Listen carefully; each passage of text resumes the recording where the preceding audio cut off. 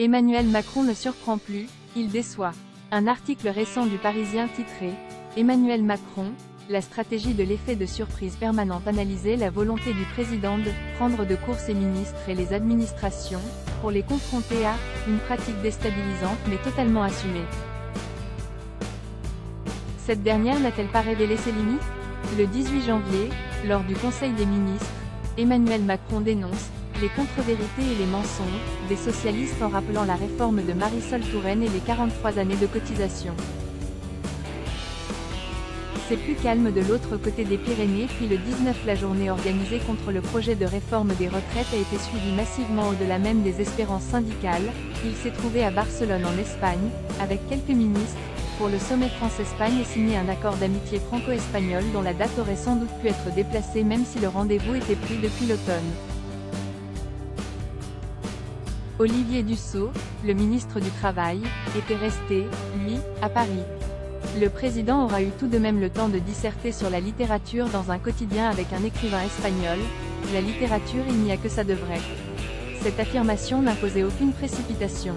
Philippe Martinez souligne bien sûr que pour le président, ça aurait été le moment de rester en France.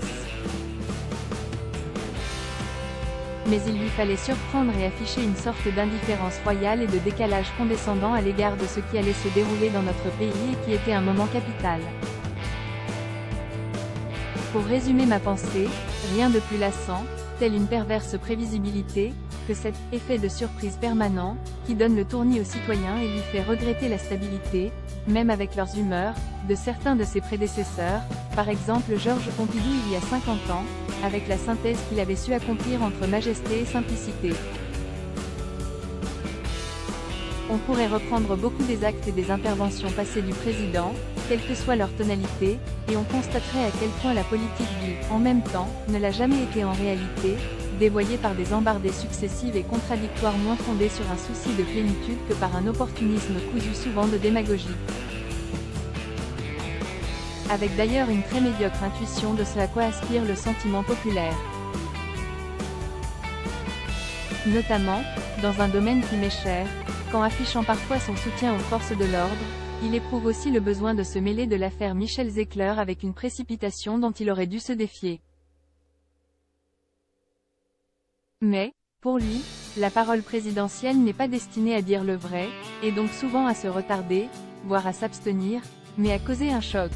Comme il est bien ce président qui prend les devoirs de sa mission à rebrousse-poil. Oui, on voudrait un président normal, ses superficialités multiples se succédant pour surprendre, comme si la nouveauté exemplaire d'un pouvoir devait se nicher dans ses coups d'éclat, dans cette affirmation de soi comme seul dénominateur d'entreprise et de propos disparates, donne l'impression que le président endosse les convictions comme autant de costumes et que, s'il sait être brillant, il n'est jamais rassurant. La surprise permanente est un leurre. La déception qui en résulte peut être durable, tenace, définitive. On a toujours tort de fuir la normalité présidentielle, qui n'a rien à voir avec le concept développé par François Hollande. Pour moi, une authentique normalité présidentielle serait de savoir apposer sur la France et donc, par son entremis, sur le monde, une vision de simplicité vraie, de justice irréfutable et de courage admiré. Utopie, à lire aussi. Du même auteur Retrait. Et si Macron comprenait ce qui se passe? Causeur, tous retraités. Le dernier rêve français 64 ans, un horizon déjà largement fictif.